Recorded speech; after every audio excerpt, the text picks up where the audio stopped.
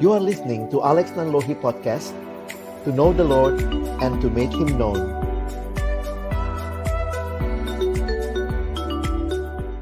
Bapa Surgawi, kami mohon hikmat dari Tuhan ketika kami kembali akan mempersiapkan pelayanan kami. Waktu kami akan membuka firman-Mu, bukalah juga hati kami. Jadikanlah hati kami seperti tanah yang baik, supaya ketika benih firman-Mu ditaburkan boleh sungguh-sungguh berakar, bertumbuh dan berbuah nyata di dalam hidup kami. Sebelum pada akhirnya Tuhan pakai kami juga melayani anak-anak yang Tuhan percayakan di dalam sekolah minggu di GKI Kafling Polri. Waktu ke depan kami persembahkan ke dalam tangan pengasihan-Mu. Dalam nama Yesus kami menyerahkan persiapan kami. Amin.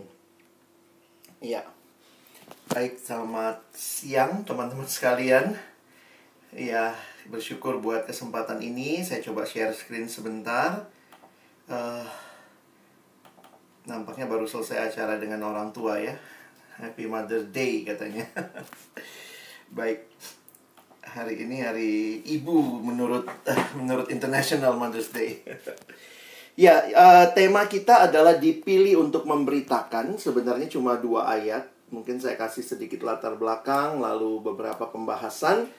Selebihnya Bapak Ibu Saudara, rekan-rekan sekalian ya, harus memikirkan bagaimana menyampaikan ke anak-anak. Bagaimana ini bukan sekadar sebuah teori, tetapi juga jadi kehidupan mereka di semua jenjang kelas yang dipimpin. 2 ayat ini diambil di Kisah Rasul 1, ayat 8 dan 9.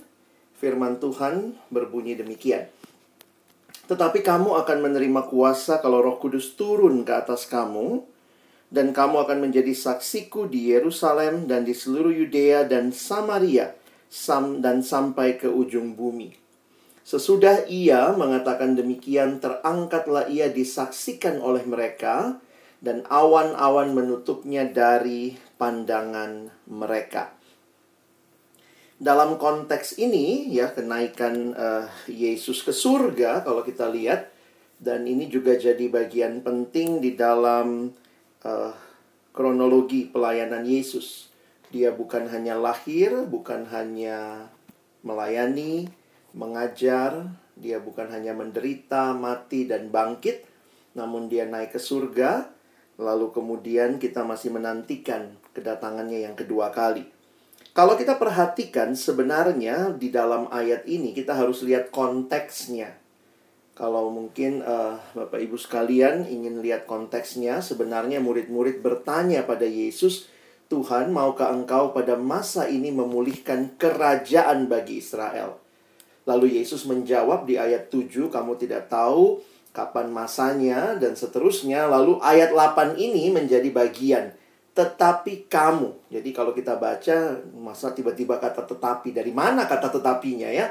Dari ayat 7, dan ayat 7 adalah menjawab pertanyaan ayat 6. Murid-murid berpikir tentang kerajaan dalam arti fisik, teritorial, dan mereka merasa Mesias yang datang ini akan memulihkan kerajaan Israel. Tetapi Yesus tidak menjawab pertanyaan itu dengan teritorial, tetapi Yesus berkata bahwa kamu tidak tahu, tidak perlu tahu begitu ya, kapan masanya dan waktunya.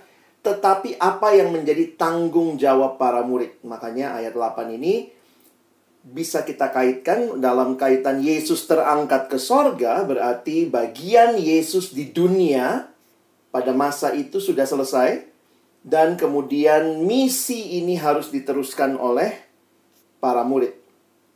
Yesus terangkat ayat 9 dulu kalau kita lihat ya. Sesudah ia mengatakan demikian, terangkatlah ia disaksikan oleh mereka, dan awan menutupnya dari pandangan mereka. Di dalam konteks perjanjian lama, awan seringkali menggambarkan kehadiran Allah. Allah yang hadir di dalam awan-awan. Jadi ini bisa kita pahami sebagai akhir pelayanan Yesus di dalam dunia ketika dia datang. Dan kemudian kita melihat awal pelayanan murid, tetapi kamu akan menerima kuasa dan seterusnya. Karena itu kita akan bicara hal yang kedua, yaitu tentang Roh Kudus. Kalau tadi kita bicara tentang Yesus terangkat ke surga, maka saudara perhatikan Penting sekali ketika Yesus terangkat ke surga, dia naik, maka Roh Kudus turun. Roh Kudus diberikan, kalau kita perhatikan, dalam konteks tugas murid-murid. Betul, ini sekarang masanya para murid. Ya, ketika Tuhan kembali ke surga, murid-murid sekarang harus melakukan bagian mereka, tetapi mereka tidak melakukannya sendiri. Karena itu ayat 8 mengatakan, tetapi kamu akan menerima kuasa kalau Roh Kudus turun ke atas kamu dan seterusnya. Nah, memang di dalam penghayatan, saya juga pahami ya, buat anak-anak tuh nggak mudah memahami Roh Kudus. Tetapi jangan lupa bahwa pengakuan iman percaya gereja, kita mengaku center pengakuan iman kita adalah pengakuan akan Allah Tritunggal. Makanya dalam pengakuan iman rasuli ya kita percaya kepada Allah Bapa, percaya kepada Yesus Kristus anaknya, dan percaya kepada Roh Kudus. Bukan berarti orang Kristen menyembah 3 Allah, tapi kita mengatakannya kita menyembah satu Allah yang menyatakan diri di dalam 3 pribadi. Nah, di dalam sejarah gereja bahkan sampai hari ini memang seringkali ya, keoknuman Roh Kudus seringkali diragukan, bahkan disangkali. Roh Kudus cenderung dipandang hanya sebagai, mungkin lebih tepat kalimatnya gitu ya, sebagai kuasa, kekuatan, atau hikmat yang tak berpribadi. Atau dengan kata lain, hanya dipandang sebagai manifestasi sifat-sifat Allah. Jadi karena itu saya coba mengajak kita lihat sebentar tentang Roh Kudus, bahwa kalau kita perhatikan siapakah Roh Kudus, maka kalau kita mempelajari di dalam kitab suci dan juga yang menjadi pengakuan gereja kita, bahwa Roh Kudus adalah pribadi. Roh Kudus bukan benda, bukan cuma kuasa. Ya, jadi Roh Kudus adalah pribadi, dan bukan hanya pribadi, dia adalah pribadi Allah. Ya. Saya kasih contoh sebentar ya. Ini botol minum saya benda ya, bukan pribadi. Pribadi itu siapa ya? Saya pribadi. Bapak Ibu sekalian, teman-teman sekalian, pribadi. Pribadi itu ditandai dengan 3 hal. Dia punya rasio, bisa berpikir, dia punya emosi, dan dia juga punya kehendak. Tetapi saya pribadi, tetapi saya bukan pribadi Allah. Saya pribadi manusia. Nah, Roh Kudus bukan hanya pribadi, tetapi dia adalah pribadi Allah. Makanya kalau kita pelajari di dalam Alkitab, Roh Kudus ini dikatakan maha hadir, maha tahu, maha kuasa. Semua sifat Allah ada pada Roh Kudus. Makanya kita menghayati Roh Kudus adalah pribadi Allah. Kenapa saya harus jelaskan ini? Karena kalau kita tidak paham dengan utuh, seolah-olah Roh Kudus itu cuma kuasa. Apalagi ayat yang kita baca, kamu akan menerima kuasa. Jangan lupa, kuasa itu adalah apa yang Roh Kudus berikan. Sebagai pribadi yang memberikan kuasa. Jadi, Roh Kudus bukan semata-mata Roh Kudus equal kuasa. Makanya di Alkitab, Roh Kudus itu kata gantinya kata ganti orang. Bukan kata ganti benda. Ya.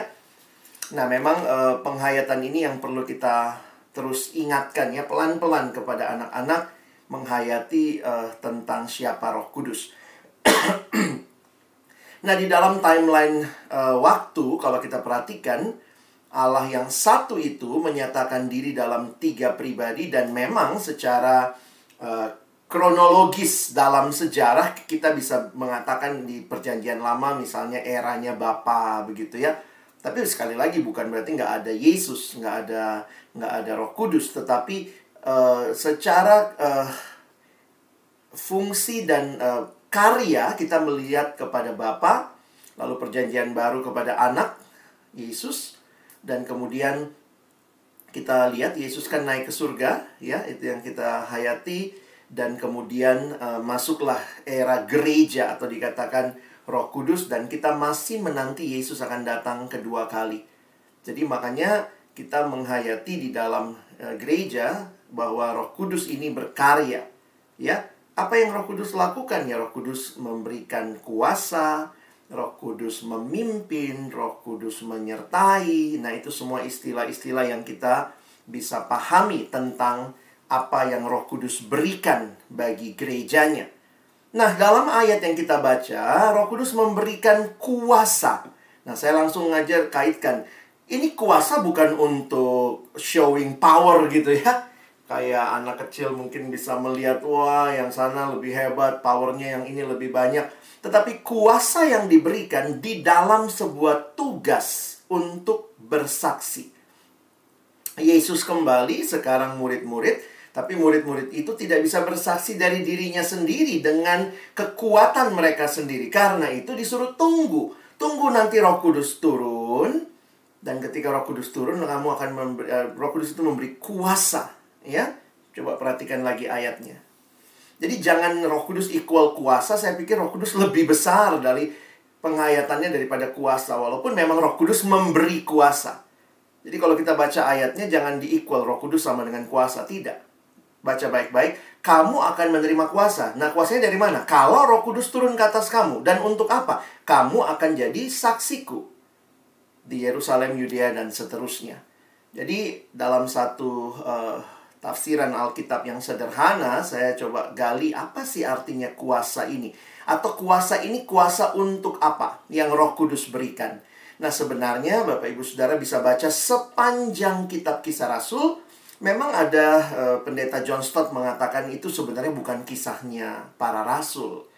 Rasulnya pun yang ditulis yang utama kan cuma Petrus di 10 pasal pertama. Nanti kemudian masuk juga mulai dari pasal 9, bahkan sudah mulai Paulus. Dan sampai akhir itu banyak tentang Paulus.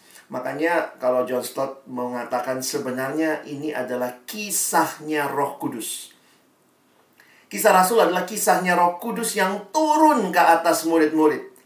Dan kemudian menggerakkan mereka untuk menjadi saksi.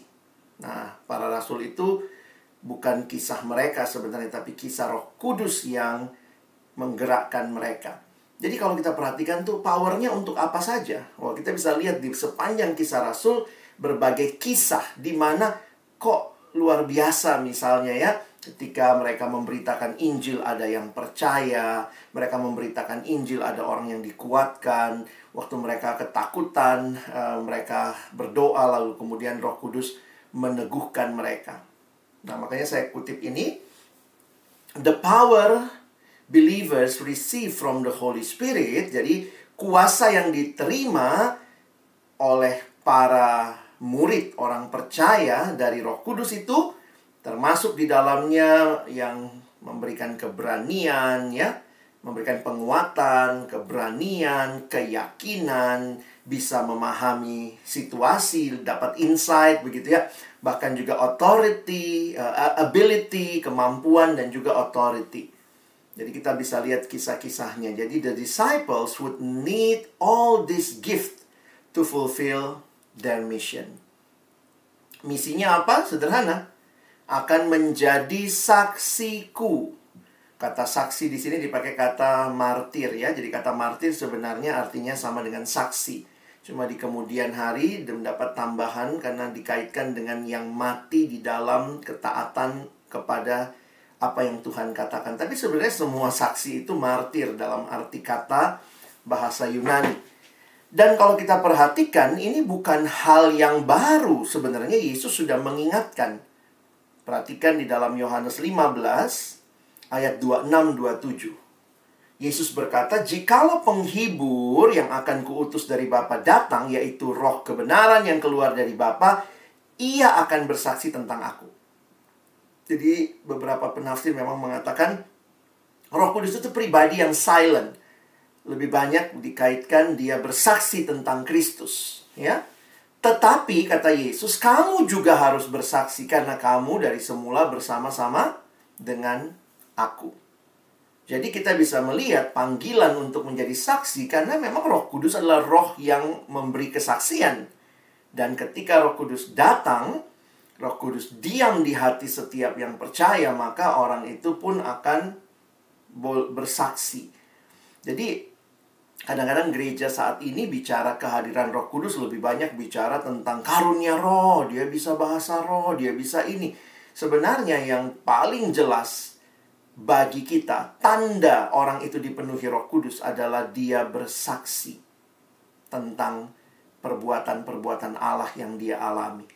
Jadi bukan sekadar bicara karunia Roh Kudus, apalagi karunia-karunia yang spektakuler, tetapi kita harus berbicara Roh Kudus adalah roh yang memberi kesaksian dan memampukan kita untuk bersaksi.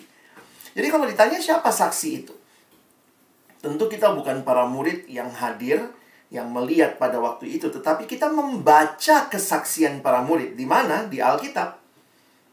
Jadi kita bisa nggak jadi saksi kalau orang nanya, loh kita kan bukan saksi mata. Karena biasanya saksi ini dikaitkan dengan saksi mata. Saksi mata kebangkitan. Tetapi kalau saudara perhatikan bahwa kita percaya kepada kesaksian para nabi, Perjanjian Lama, kesaksian para rasul, Perjanjian Baru, dan Roh Kudus yang diam di dalam kita. Jadi kita pun adalah saksi. Secara sederhana saya coba gambarkan begini ya. Saksi itu siapa yang bisa jadi saksi? Yaitu murid yang mengenal Yesus dan murid yang memperkenalkan Yesus. Jadi saksi itu adalah orang yang mengenal Yesus dan memperkenalkan Yesus. Dari mana kita kenal Yesus? Ya dari kitab suci, kita belajar, kita nggak lihat langsung. Tapi kita percaya pada kesaksian para rasul, para nabi. Dan kemudian kita pun rindu untuk memperkenalkan Yesus. Dan ini meliputi seluruh hidup. Bukan hanya perkataan. Bukan hanya verbal, tetapi seluruh kesaksian hidup kita adalah kesaksian yang memperkenalkan Yesus. Merindukan orang lain boleh kenal siapa Yesus. Nah jadi secara sederhana waktu saya pikir ya anak-anak sekolah minggu bisa jadi saksi. Ketika mereka belajar tentang Yesus dari Alkitab, cerita yang disampaikan oleh guru-guru, dan kemudian mereka rindu temannya juga kenal Yesus. Katanya Yesus kemarin di sekolah minggu saya belajar, dia Yesus yang menyembuhkan. Saya dengar mamamu sakit ya, aku doain ya dalam nama Yesus gitu ya. Itu kan sebenarnya hal-hal yang sangat sederhana. Di dalamnya kita melihat bagaimana orang yang mengenal Yesus, biarlah benar-benar hidupnya itu pun memperkenalkan Yesus. Dan bagian terakhir ayat ini ditutup dengan bersaksi dimanapun. Kalau saya fokus sebenarnya ayat 8 ya. Perhatikan geografis yang disampaikan. Tapi kamu akan menerima kuasa kalau Roh Kudus turun ke atas kamu, dan kamu akan menjadi saksiku mulai dari Yerusalem, itu satu kota, Yudea, satu provinsi. Yerusalem itu ada di provinsi Yudea, Samaria, provinsi tetangga, dan kemudian sampai ke ujung bumi. Nah, beberapa penafsir ya banyak yang memperdebatkan apa maksudnya ayat ini. Apakah ini sekadar bicara geografis, ataukah ini sekedar berbicara dari Yahudi kepada bangsa-bangsa non-Yahudi? Buktinya ini kan daerah-daerah Yahudi ya, khususnya Yerusalem, Yudea. Itu kan daerah Yahudi. Lalu kemudian ke Samaria, itu Yahudi campur, half blood. Lalu kemudian sampai ke ujung bumi, orang-orang yang bahkan bukan Yahudi sama sekali. Ya, ada yang mencoba menafsirkan begitu. Tetapi bagi saya, waktu mempelajari, karena ini ada dalam konteks kisah Rasul, saya pikir kita perlu juga memperhatikan bagaimana kisah Rasul secara utuh. Makanya, beberapa penafsir mencoba mengajak melihat begitu ya, bahwa ayat ini membingkai seluruh kisah Rasul. Coba misalnya lihat nanti pasal 2. Itu Roh Kudus turun di Yerusalem. Nah itu kisah Rasul 2, Pentakosta. Lalu tersebar. Nanti kisah Rasul 8, Roh Kudusnya turun di Samaria. Coba nanti lihat kisah Rasul 8 begitu ya. Lalu kemudian di akhir itu sampai ke Roma, kisah Rasul 28. Injil sampai ke Roma. Jadi kalau kita bayangkan itu ya. Nah, ini peta pada masa itu. Kalau teman-teman perhatikan, ini peta geografi yang ada di masa itu, khususnya dalam masa kekaisaran Roma. Perhatikan paling kanan bawah itu Yerusalem. Betul? Paling kanan bawah Yerusalem, lalu kemudian ada Yudea, ada Samaria. Dan paling kiri atas itu Roma. Jadi ada penafsir yang mengatakan sesuai dengan pemahaman geografis waktu itu, ujung bumi itu yang dilihat Roma. Dan itulah yang terjadi mulai dari kisah Rasul 2. Roh Kudus turun di Yerusalem, Yudea, Samaria, dan sampai ke ujung bumi. Itulah yang terjadi ketika Paulus sampai di kisah Rasul 28, dia ada di Roma. Jadi kalau ditanya, sebenarnya ayat ini bicara apa ya? Kalau saya sih menafsirkan tadi ya, bahwa kita memberitakan Injil, bersaksi dimanapun. Bahkan ada penafsir mengatakan, di mana ujung bumimu? Ujung bumi setiap kita persis di mana telapak kaki kita berpijak. Jadi maksudnya ya kita mulai jadi saksi ya. Jadi kita bisa tolong anak-anak untuk berbicara tentang, mungkin kita kenalin ada misionaris di Afrika, ada misionaris di mana, tetapi biarlah mereka mulai jadi saksi di rumah mereka, di keluarga besar. Jadi dalam konteks yang sederhana mereka bisa jadi saksi mulai dari tempat di mana mereka hadir. Dan bahkan kalau Tuhan kasih kesempatan, sekarang banyak medsos, banyak anak-anak bisa bikin konten yang nonton bukan cuma orang Indonesia mungkin gitu ya, sampai ke ujung bumi. Jadi saya pikir dengan konteks ini sekarang ya, kita bisa mengajak mereka untuk menyaksikan apa yang mereka kenal tentang Kristus. Nah, ini yang tidak ada di dalam ayat ini, tetapi ada di sepanjang Kisah Rasul sebenarnya. Kalau teman-teman perhatikan kata saksi, saksi itu juga terkait dengan berita yang disaksikan. Jadi, kalau nanti kita perhatikan, kata saksi itu di Perjanjian Baru, kata witness, martir itu muncul kira-kira 35 kali. Dan 13 kalinya itu ada di Kisah Rasul.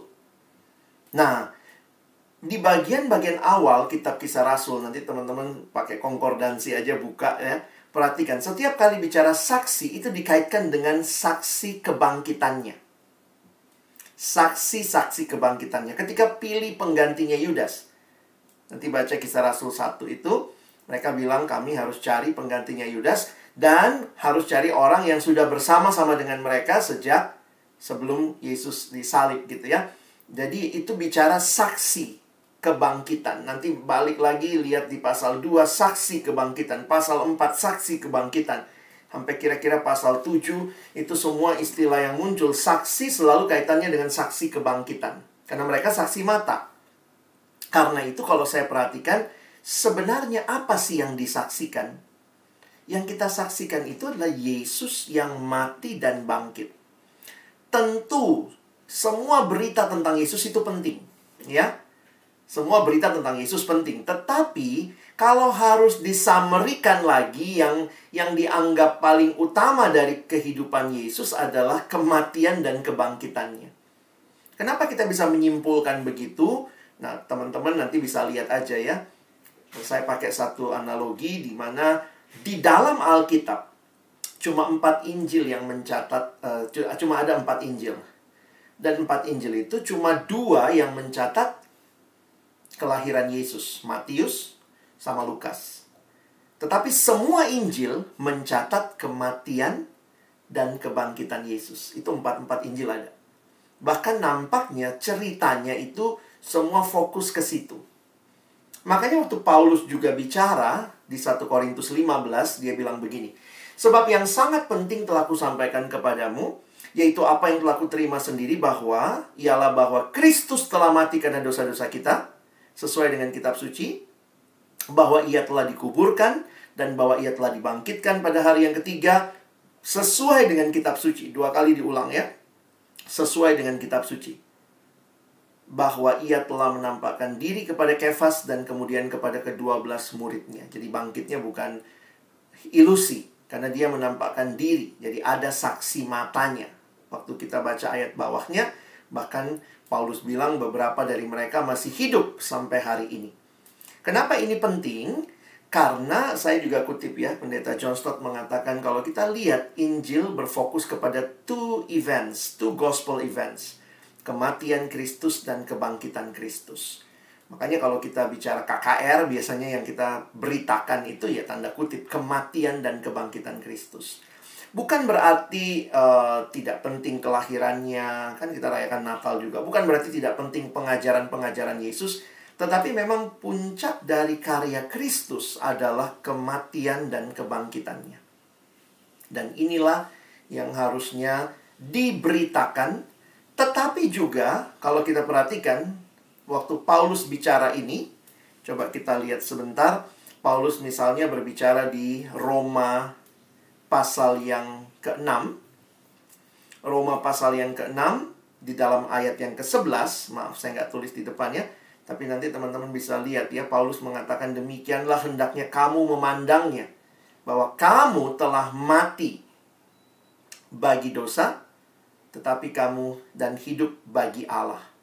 Jadi kematian dan kebangkitan Kristus Paulus bawa dalam hidupnya dengan menghayati bahwa dia telah mati terhadap dosa dan dia hidup bagi Allah. Nah, makanya saya harus katakan bahwa apa yang kita beritakan, apa yang disaksikan oleh sang pemberita atau sang saksi itu, yaitu tentang Yesus. Yesus yang mati dan bangkit sebagai sebuah fakta sejarah, tetapi Yesus yang mengubah hidup kita dengan kematian dan kebangkitannya. Jadi, kita harus bersaksi dengan seluruh hidup kita. Ya, baik perkataan, baik tindakan. Jadi saya menyimpulkannya seperti itu. Karena kadang-kadang kan ada gereja yang sangat menekankan perlunya penginjilan verbal, harus verbal. Yang satu bilang, wah verbalmu bagus, hidupmu nggak bagus, orang juga nggak kenal kamu. Bagi saya jangan mengagungkan salah satunya, karena Alkitab sebenarnya berbicara kedua-duanya. Melalui perkataan dan juga melalui seluruh kehidupan kita. Kita tidak bisa bersembunyi di balik perkataan kita. Kata-katanya bagus ya, tapi ternyata hidupnya berantakan. Demikian juga, jangan kemudian yang penting hidupnya bagus, tetapi nggak pernah secara verbal dilatih, diajarkan, ditolong untuk memberitakan Yesus yang mati dan bangkit. Jadi ayat ini yang saya rindukan teman-teman nanti boleh sampaikan kepada anak-anak kita, mengajak mereka untuk melihat bahwa ketika Kristus naik ke surga, Dia memberikan tugas kepada kita. Nah, tugas itu tidak kita lakukan dengan kekuatan kita sendiri, tetapi Roh Kudus yang turun, Roh Kudus yang diam di hati setiap yang percaya, memberikan kuasa bagi kita untuk hidup bersaksi. Dan bersaksi itu melibatkan seluruh hidup kita, pikiran, perkataan, perbuatan. Dan marilah kita menyaksikannya, mulai dari mana Tuhan tempatkan kita, dan sampai kemana saja Tuhan utus kita. Mungkin itu yang saya bisa bagikan untuk siang hari ini. Silahkan kalau mungkin ada yang mau bertanya. Kalau tidak, berarti kita udah selesai. Makasih.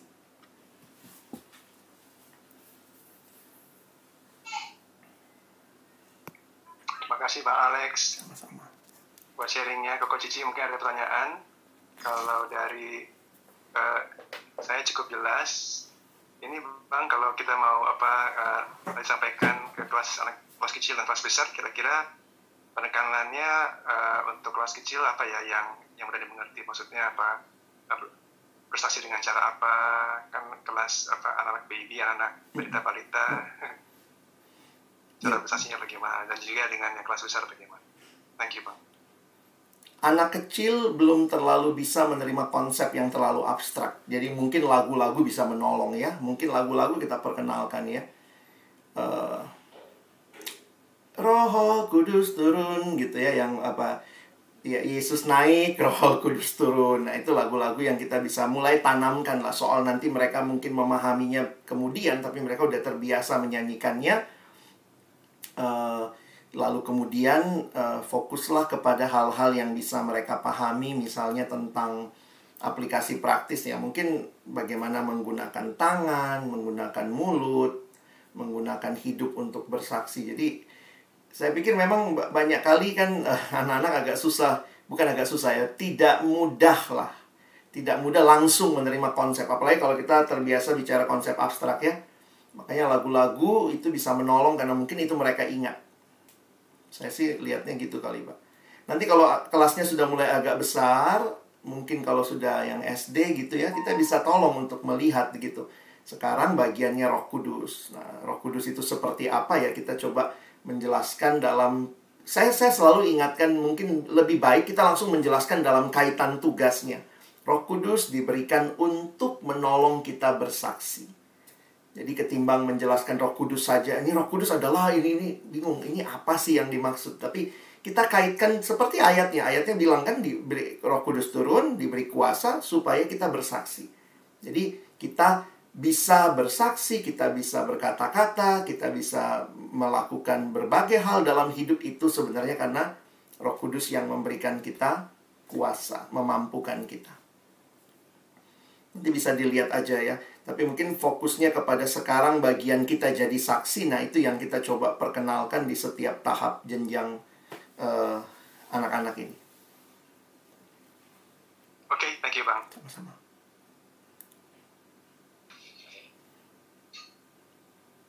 Jika tidak masalah, saya nggak tahu biasanya ayat hafalan dari mana. Kalau saya sih merekomendasi ayat 8 ini ya. Lebih relate lah sambil kita jelaskan. Mudah-mudahan mereka mulai menghafalnya. Itu bisa dibuat seperti itu ya, video tadi ya. Jadi lebih menarik. Ya. Ketika dia bilang mulai dari Yerusalem, berarti mulai dari tempat di mana murid-murid ada pada waktu itu. Dan sebenarnya menarik, nanti Bapak Ibu bisa PA-kan lagi ya. Itu lama juga di Yerusalem. Paling tidak dari Kisah Rasul 2 sampai Kisah Rasul 7. Itu Injil tuh nggak kemana-mana, ngendon di Yerusalem. Sampai Tuhan harus kasih penganiayaan Stefanus, barulah Injil tersebar lagi. Makanya pasal 8 mulai ke Samaria dan seterusnya. Dan sampai di ujung bumi, Kisah Rasul 28 itu jaraknya dari Kisah Rasul 2 kira-kira 30-an tahun. Jadi memang luar biasa ya. Ini kisah, Lukas itu sejarawan hebat. Mencatat kisah dari sejarah 30 tahun Yesus naik ke surga, Kisah Rasul 1, sampai Injil tiba melalui kehadiran Paulus sebagai tawanan di Roma. Itu 30 tahun juga. Makanya benar ya kisahnya Roh Kudus gitu. Karena rasulnya ganti-ganti.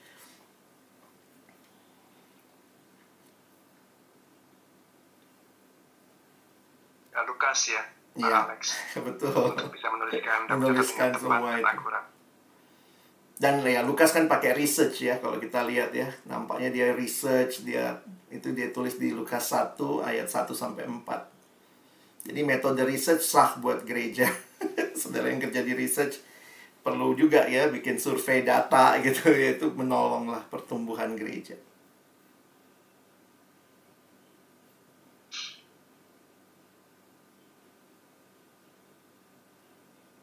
Oke, thank you Pak Alex. Sama-sama. Ya, kalau jadi 13 Mei itu hari Kamis ya, kita sebenarnya ada libur kenaikan Tuhan Yesus. Waktu kenaikan buat anak-anak. Apa kita mau siapin Kamis sukacita buat anak-anak, atau kita rapel di hari Minggu depan ininya, kisah kenaikannya. Jadinya. Saya tutup doa ya. Jadi sesudah ini nanti teman-teman bisa lanjut lagi. Mari kita berdoa. Yes, makasih. Tuhan, terima kasih karena kami tidak dibiarkan sendiri. Engkau memberikan Roh-Mu yang kudus di tengah kehidupan setiap kami yang percaya. Dan itu bukan supaya kami pamer kuasa Roh Kudus, kami pamer karunia-karunia kami, tetapi supaya kami bersaksi, menyaksikan tentang Yesus yang kami kenal, yang telah mengubahkan hidup kami. Dan terima kasih kalau pesan yang penting ini juga boleh kembali digemakan bagi anak-anak yang akan menerima pengajaran hari Minggu yang akan datang. Tuhan tolong setiap kakak-kakak, bapak ibu sekalian mempersiapkan dengan baik, menghayati betapa pentingnya berita yang penting ini, berita Injil untuk didengar oleh semua bangsa. Dan biarlah kami mulai di tempat di mana Tuhan hadirkan kami masing-masing. Dan kami bersyukur untuk persiapan kami, tolong kami bisa mendalaminya kembali secara pribadi, mempersiapkan semua hal yang bisa menolong menjelaskan firman dengan permainan, dengan lagu, dengan ilustrasi yang menolong anak-anak kami makin menghayati iman Kristen yang mereka miliki juga sejak kecil. Terima kasih Tuhan. Berkati waktu selanjutnya untuk teman-teman yang mungkin akan membicarakan beberapa hal lain lagi. Tuhan yang terus memimpin. Dalam nama Yesus kami bersyukur, kami berdoa. Amin. Amin.